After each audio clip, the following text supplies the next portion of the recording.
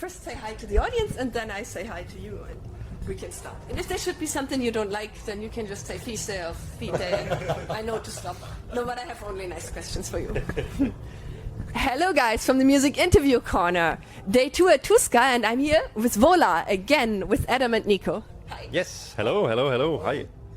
Nice to meet you. Likewise. Yes, and we already met last year. Yes. And my first question is about that. How did it feel today to play at Tuska Open Air on the main stage and without Finnair losing your instruments? It felt pretty awesome. The instruments arrived. Oh. We were on time, we were early. The show was great, the crowd was great, good weather. Perfect. Too easy, almost too easy compared to not having gear. Now we have the gear, it's too easy. Yeah. So, Yeah, I remember last time you were supposed to be in our interview too, 2 years ago, and then you had to take care of the instruments, and Adam and I did the interview. Yes. Yeah, I remember that. Yeah. It was stressful. hectic days. Not as hectic these days, but good time. Definitely. Yeah, I felt amazing to be on the main stage. Yeah, you were great. I had interviews where I was running back and forth, but I could hear a few songs, and it was great. Yeah, thank you. I was with Tarot actually doing an interview, and I could stop for a bit and listen afterwards. Yeah. On January 11th, you released your fourth studio album. It's called Friend of a Phantom, and I wanted to ask you, how was the recording process? Challenging, I would say, because of... Did Finnair lose your instruments again? No. No, just because we were gotten to a point where we're touring a lot more. We were becoming more professional band, and that we needed to figure out how to be a professional band. Like in the early days, we could just focus on making music without any distractions. But now there was tours in between and families and stuff, so it took us a bit of time to really get into the flow of this newer way of working. So I'm so happy that we figured it out. But there were some times where we needed to figure that out, and that's frustrating when you need to figure stuff out. So, But it sounded today like you figured it out. yeah, exactly. So that's the great part, is when we lost our instruments, it's extra rewarding when there's challenges sometimes. So it's that's the extra good stuff, but it can be frustrating while it's happening. So this process has been a little bit more smaller challenges. I guess still small challenges though. Yeah.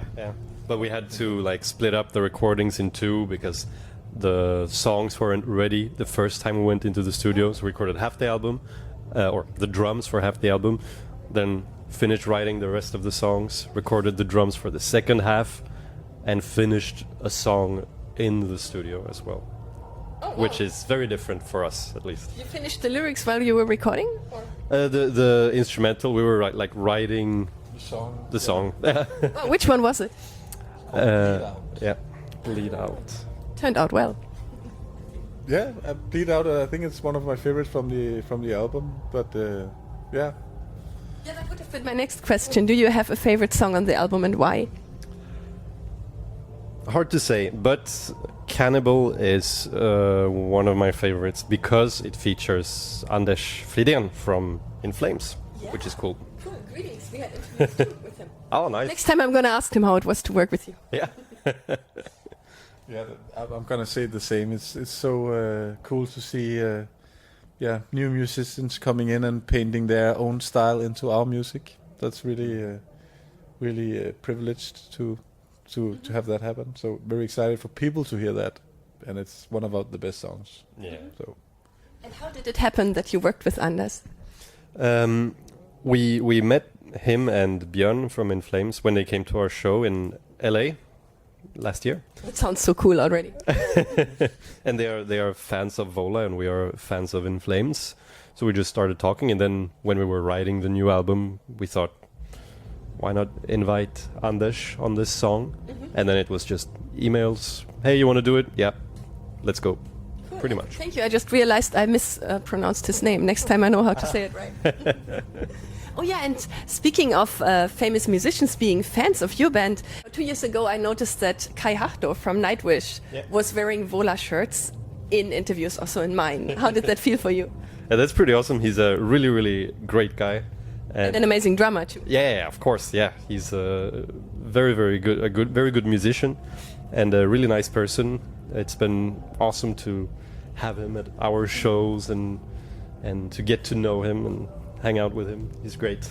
Yeah, we've met him a few times, and it's of course very cool that some people who are, way above us in like the industry likes the music. So it's also a good reminder of us for the bands that are less or smaller than us, to the bands we like to really tell them, because it means a lot to the band, So, but sometimes you might be afraid of going over and saying, "Hey, I really like you guys' music." So it feels amazing when people do it to you. So maybe, we should do it to bands too. There's a lot of people that think the ego is in the way, that they say, "Yeah, I like their stuff, but I'm not going to tell them." I think no, I always go and tell people when I like their stuff, because everyone complains. I'm from Germany, and in Germany everyone complains about everything, but people don't give compliments often, and that's so important. I totally agree. But it's also, the thing is, it can be.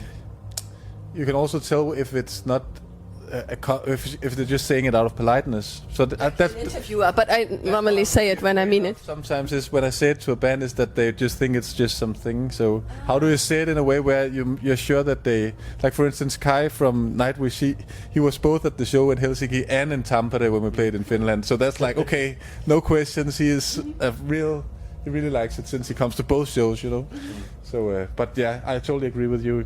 Yeah, it does never hurt to tell someone that you like what they do, also in other parts of life, not just music. So. Because it always feels good when you get it yourself. Yeah, it does. Do you want to add anything? No, I'm just really just honored to have a great drummer like Kai liking our stuff. A few days ago, you released a new song, "Break My Lying Tongue," and I wanted to ask, what or who was the inspiration for "Break My Lying Tongue"? I started off writing the song, and I was just searching through different keyboard sounds, and the sound that is in the intro was, was coming up, and the first notes I played was the melody on that song. So it was just inspired by the keyboard sound itself. That kind of inspired the rest of the song. So and for inspirations, I was also listening a little bit to Bring Me the Horizon at the time, and there's some of that keyboard anthem style thing that they do pretty well, or very well. So I guess that's also a little bit in there, just in a Vola way, because that's always how it ends up. Yeah. Yeah, and then I guess it just took shape from there, and of course the last piece on top, the lyrics and the name of the song and all of that came from Asger, the vocalist. So that's his realm. So it was pretty straightforward, this one, I think. Yeah, that was one of the faster songs to write. So that's also in the later part of the process where we were getting into things again, where the early part of the songwriting took longer, where in the end things were just happening. So that's great when you get to that point, but you usually have to be digging through a lot of crappy ideas before you get to that. So yeah, happy about how it turned out. You also have a live recording from Nothing. It's a live recording from your show in last year September in Chicago, and you said about it that From Nothing is like giving your fans a hug through the music. I think that's really beautiful. Can you tell me more about that? Yeah, that was Asger's thoughts on this common experience of playing music in front of people and sharing that moment. And yeah, I agree. It's a bit of an embrace between you and the fans. And it's always a nice moment. Do you want to add anything? No, it's just we're not the hardest, heaviest band in the world, so it feels like a more emotional connection that we have to have then, because it's not energy, it's more emotions that we share with the fans, I guess. So a hug is Asger's way of saying it, and I think that's right as well. Yeah, it sounded almost like beautiful song lyrics. Yeah. It's very him, so it's cool. In November, you're going on your big Friend of a Phantom European tour. Are you already excited?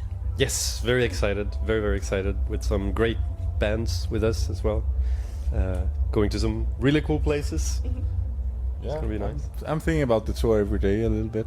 I just like thinking about the things I look forward to. It's nice to have something to look forward to. Okay. So I'm really excited, and excited that we'll be coming back to Finland as well, which is about to be announced, that we're playing in Helsinki and Tampere on the tour. Okay, we'll be happy. Yeah, hope to see him there, and it's gonna be a great one. I can already tell. So very excited.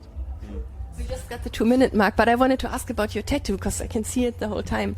Yeah, this is like a house. It looks beautiful. What is it? It's a little house with a tree growing on top. It was where I lived when I was like 18, 19. There was actually in the house there was a tree growing on top of the chimney. So I just thought that was a cool imagery, and then a tattoo artist came up with his like version of it.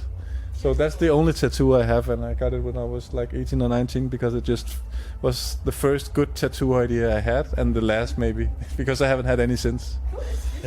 Thanks. Yes, and thank you so much, Adam and Nico, and goodbye from the Music Interview Corner. Bye. Bye.